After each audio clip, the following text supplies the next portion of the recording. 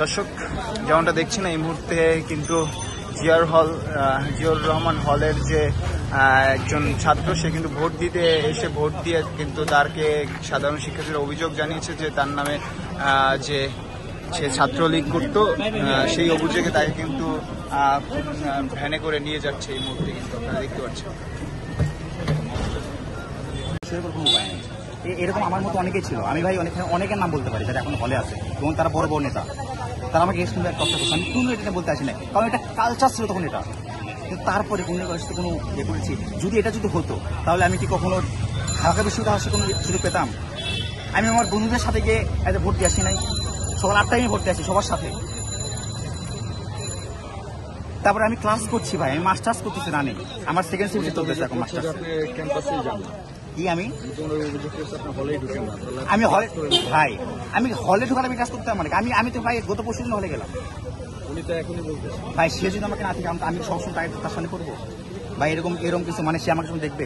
আমি ভাই লাইব্রেরি থেকে এবং আমি ক্লাস করি প্রত্যেকদিন, পুরোর জন্য আমার ডিপার্টমেন্টে যোগাযোগ করাবো, আমার কোনো সমস্যা নাই। আমার ডিপার্টমেন্টের চেয়ারম্যান থেকে শুরু করে সবাই হ্যাঁ। নামটা কি পদে ছিলেন আপনি? আমি ভাই সাইফুল, ঢাকা বিশ্ববিদ্যালয় হলের সবচেয়ে ছোট যে পদ, সহ সম্পাদক, মানে সবচেয়ে জুনিয়রের যে পদ আর কি, এটা পেয়েছিলাম। এখন ভাই এটা সেই সময় ছাত্রলীগের কিছুদের কালচার ছিল, আমি তো পদত্যাগ করেছি। তারপরে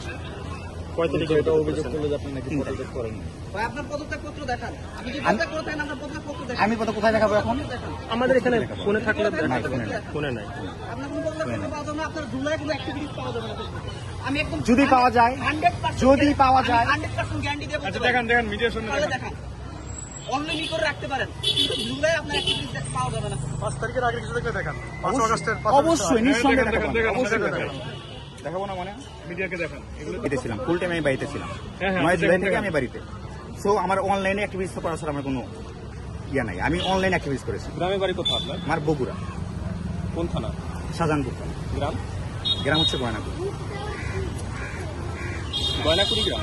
হ্যাঁ, মানে হ্যারাসমেন্ট করা ভাই। আপনারা অবশ্যই এটা প্রতিবাদ করবেন ভাই, এটা কিভাবে আমার সাথে এরকম হ্যারাসমেন্ট করে?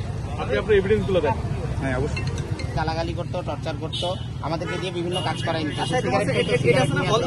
ফলে যারা এলো, এখন আমরা তাকে পাইছি, এখন হচ্ছে আমরা তার নামে মামলা করবো।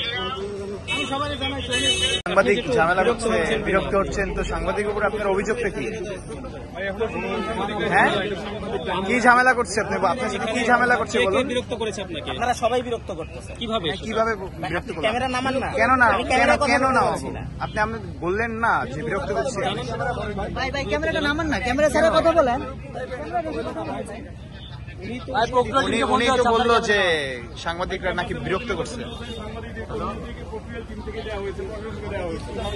যা ঘটনা ঘটবে সাংবাদিক সব দেখাবে।